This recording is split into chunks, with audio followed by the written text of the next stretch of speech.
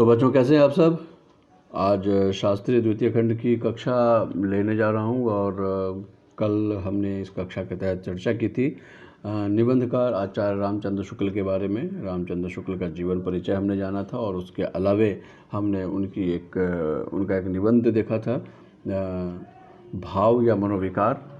और इस निबंध को पढ़ने के बाद हमें यही पता चला कि हमारे अंदर जो भाव का संपादन होता है, निष्पादन होता है, उसी के अनुसार से हमारी जो उत्कंठा है या हमारे जो सुख हैं या हमारा दुख है, उसका उद्गार होता है। अगर संवेदना न रहे, भाव न रहे, तो जो दुख या सुख की प्रगति होती है वह स्पष्ट रूप से नहीं होगी, वह फिर औपचारिक हो जाएगी और हमारे अंदर एक विकार सा आ जाएगा। इसी बात पे कल हमने चर्चा की थी। आज हम शुक्ल जी की दूसरा निबंध है उत्साह, इसके बारे में पढ़ेंगे, इसको जानेंगे और निबंध जब मैं पूरा कर लूँगा तो फिर इसकी व्याख्या करेंगे। ध्यान रहे, यह उनका एक निबंध संग्रह है चिंतामणि, जो बहुत प्रसिद्ध है। उसी से मैं कुछ चुनिंदा निबंध आपको बता रहा हूँ। उत्साह। दुख के वर्ग में जो स्थान भय का है, वही स्थान आनंद वर्ग में उत्साह का है। भय में हम प्रस्तुत कठिन स्थिति के लिए निश्चय से विशेष रूप में दुखी और कभी कभी उस स्थिति से अपने को दूर रखने के लिए प्रयत्नवान भी होते हैं। उत्साह में हम आने वाली कठिन स्थिति के भीतर साहस के अवसर के निश्चय द्वारा प्रस्तुत कर्म सुख की उमंग में अवश्य प्रयत्नवान होते हैं। उत्साह में कष्ट या हानि सहने की दृढ़ता के साथ साथ कर्म में प्रवृत्त होने के आनंद का योग भी रहता है। साहस पूर्ण आनंद के उमंग का नाम उत्साह है। कर्म सौंदर्य के उपासक ही सच्चे उत्साही कहलाते हैं। जिन कर्मों में किसी प्रकार का कष्ट या हानि सहने का साहस अपेक्षित होता है, उन सब के प्रति उत्कंठापूर्ण आनंद उत्साह के अंतर्गत लिया जाता है। कष्ट या हानि के भेद के अनुसार उत्साह के भी भेद हो जाते हैं। साहित्य मीमांसकों ने इसी दृष्टि से युद्ध धीर, दानवीर, दयावीर आदि भेद किए हैं। इसमें सबसे प्राचीन और प्रधान युद्ध धीरता है, जिसमें आघात, पीड़ा और मृत्यु तक की परवाह नहीं रहती। इस प्रकार की वीरता का प्रयोजन अत्यंत प्राचीन काल से पड़ता चला जा रहा है, जिसमें साहस और प्रयत्न दोनों चरम उत्कर्ष पर पहुंच जाते हैं। केवल कष्ट या पीड़ा सहन करने के साहस में ही उत्साह का स्वरूप स्फुरित नहीं होता, उसके साथ आनंद पूर्ण प्रयत्न या उसकी उत्कंठा का होना आवश्यक है। बिना बेहोश हुए भारी फोड़ा चिराने को तैयार होना साहस कहा जाएगा, पर उत्साह नहीं।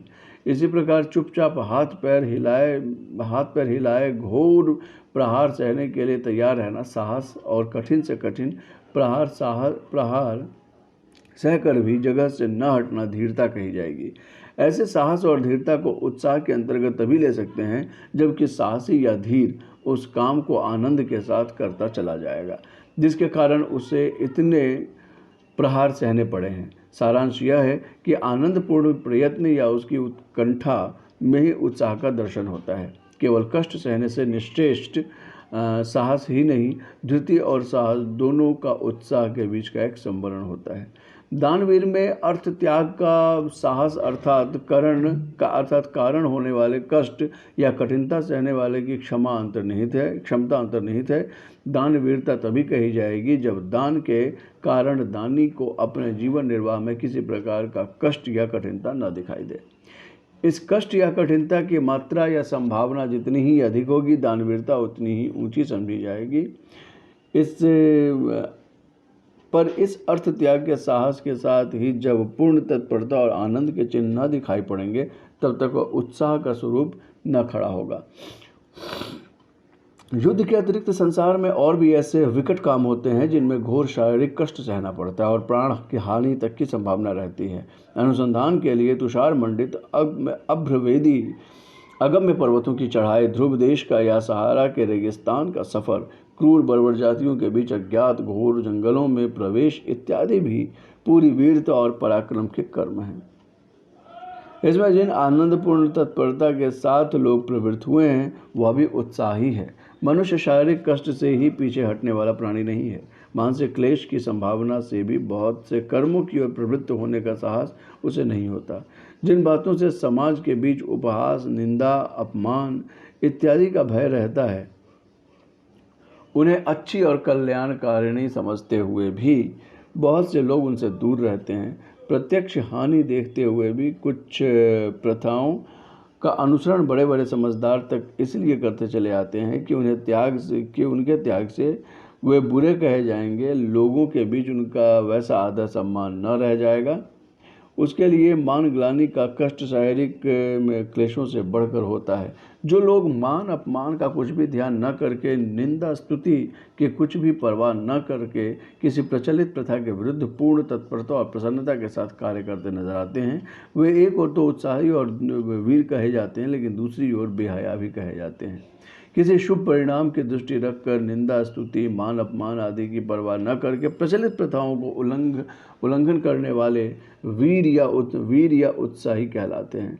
यह देखकर बहुत से लोग केवल इस विरुद्ध के लोभ में ही अपनी उछल को दिखाया करते हैं। वे केवल उत्साही या साहसी कहे जाने के लिए चली आती हुई प्रथाओं को तोड़ने में की धूम मचाए रखते हैं।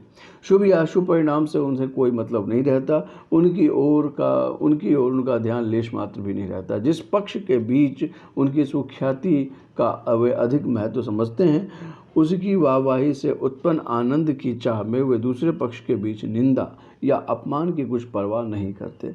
ऐसे ओछे लोगों के साहस या उत्साह की अपेक्षा उन लोगों का उत्साह था साहस भाव के दृष्टि से कहीं अधिक मूल्यवान है, जो किसी प्राचीन प्रथा के, चाहे वह वास्तव में हानिकारक ही क्यों न हो, उपयोगिता का सच्चा विश्वास रखते हुए प्रथा तोड़ने वालों की निंदा, उपहास, अपमान आदि सहा करते हैं। समाज सुधार के वर्तमान आंदोलनों के बीच जिस प्रकार सच्ची अनुभूति से प्रेरित होकर उच्चाशय और गंभीर पुरुष पाए जाते हैं, उसी प्रकार तुच्छ मनोवृत्तियों द्वारा प्रेरित साहसी और दयावान भी बहुत मिल जाते हैं।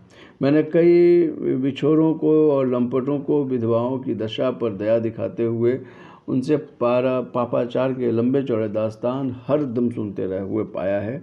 ऐसे लोग वास्तव में काम कथा के रूप में ऐसे वृत्तांतों की तन्मयता के साथ कथन का श्रवण करते हैं। इस ढांचे के लोगों से सुधार के कार्य को सहायता पहुंचने के स्थान पर बाधा पहुंचने की संभावना अधिक रहती है। सुधार के नाम पर साहित्य के क्षेत्र में भी ऐसे लोग गंदगी फैलाए चले जाते हैं। उत्साह की गिनती अच्छे गुणों में होती है। किसी भाव के अच्छे या बुरे का निश्चय अधिकतर उनकी प्रवृत्ति या शुभ या अशुभ परिणाम से विचार से होता है। वही उत्साह जो कर्तव्य कर्मों के प्रति इतना सुंदर दिखाई पड़ता है, अकर्तव्य कर्मों की ओर होने पर भी वैसा श्लाघ्य दिखाई नहीं पड़ता है। आत्मरक्षा, पररक्षा, देश रक्षा आदि के निमित्त साहस की जो उमंग देखी जा सकती है, उसके सौंदर्य को परपीड़न, डकैती आदि कामों का साहस कभी पहुंचा नहीं सकता। यह बात होते हुए भी विशुद्ध उत्साह या साहस की प्रशंसा संसार में थोड़ी बहुत तो होती ही रहती है। अत्याचारियों या डाकुओं के शौर्य और साहस की कथाएं भी लोग की तारीफ से मुँह से सुनते हैं। अब तक उत्साह का एक प्रधान रूप ही हमारे सामने रहा है। हमें साहस का पूरा योग रहता है, पर कर्म मात्र के संपादन में जो तत्परता, आनंद देखा जाता है वह उत्साह ही कहा जाता है। सब कर्मों में साहस अपेक्षित नहीं होता, पर थोड़ा बहुत आराम, विश्राम, सुविधा इत्यादि का त्याग हमें करना ही पड़ता है। और कुछ नहीं तो उठकर बैठना, खड़ा होना, 10-5 कदम चलना ही पड़ता है। जब तक आनंद का लगाव किसी क्रिया, व्यापार या उसकी भावना के साथ दिखाई नहीं पड़ता, तब तक हम उसे उत्साह की संज्ञा नहीं दे सकते। यदि किसी प्रिय मित्र के आने का समाचार सुनकर हम चुपचाप ज्यों के त्यों आनंदित होकर बैठे रह जाएं या थोड़ा सा हंस भी दें, तो हमारा उत्साह नहीं कहा जाएगा। हमारा उत्साह तभी कहा जाएगा जब हम अपने मित्र के आगमन सुनते ही उठकर खड़े हो जाएंगे, उससे मिलने को दौड़ पड़ेंगे और उसके ठहरने आदि के प्रबंध में लग जाएंगे।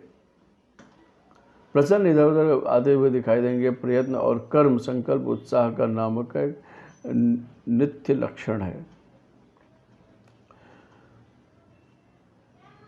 तो इसको अभी तक जो हमने उत्साह के बारे में पढ़ा है बच्चों, वो ये है कि उत्साह आपके जीवन का एक अभिन्न अंग तब बन जाता है जब आप उस कार्य को पूरे मनोयोग से करते हैं। जैसे आप युद्ध में गए तो हैं, लेकिन गए हैं, ये आपका कर्म है, किंतु आप युद्ध में लड़ते नहीं हैं, बेमन औपचारिक रूप से बैठे हुए हैं, तो वहाँ उत्साह की कमी होती है, वहाँ उत्साह कहीं भी नज़र नहीं आता। एक उदाहरण देकर मैं आपको और समझाऊं कि जिस तरीके से मान लीजिए कि आपका कोई बहुत पुराना अभिन्न मित्र आने वाला हो और उस मित्र के आने की खबर सुनकर आप बहुत प्रसन्न भी होते हैं और मन ही मन बहुत खुश भी होते हैं, थोड़ी सी हंसी भी आपके चेहरे पे आती है, लेकिन आप ज्यों के त्यों बैठे रहते हैं शिथिल। जबकि आपके अंदर में, आपके जो अंतः में है, वो बहुत खुशी का संचार हो रहा है, उत्साह का वर्धन हो रहा है, लेकिन जो आपके बाह्य चेष्टाएं हैं आपकी, उससे आपको ऐसा लग रहा है, प्रतीत हो रहा है सामने वालों को कि बहुत शिथिल बैठा हुआ है। तो इस तरीके से यह उत्साह नहीं कहलाएगा, आनंद भी नहीं कहलाएगा। आपको आपके अभिन्न मित्र के आने की खुशी अवश्य है, किंतु बाहरी तौर पे वो उत्साह लोगों को नहीं दिखेगा। लेकिन उसी में अगर यदि आप मित्र के आने की खबर सुनकर आप खुश हो जाते हैं, खड़े हो जाते हैं, उठकर खड़े हो जाते हैं, एक अच्छा सा रिएक्शन देते हैं और फिर अपने मित्र के रहने के इंतज़ाम में लग जाते हैं, तो यह उत्साह और यह आनंद से कम नहीं होता है। तो इसी उत्साह का जिक्र आचार्य रामचंद्र शुक्ल ने यहाँ किया है अपने निबंध के माध्यम से। इनके शब्द थोड़े क्लिष्ट होते हैं, चूँकि संस्कृत में शब्दों का उपयोग यह करते हैं और बहुत चुनिंदा शब्दों का उपयोग करते हैं, इसलिए थोड़ी सी बोरियत होती है इस निबंध को पढ़ने में। किंतु जो बात रामचंद्र शुक्ल कहना चाहते हैं वो बात पर्टिकुलर तरीके से कहते हैं और पाठकों तक वो संप्रेषित भी होता है। इसलिए रामचंद्र शुक्ल का यह चिंतामणि जो निबंध संग्रह है वह बहुत कमाल का है।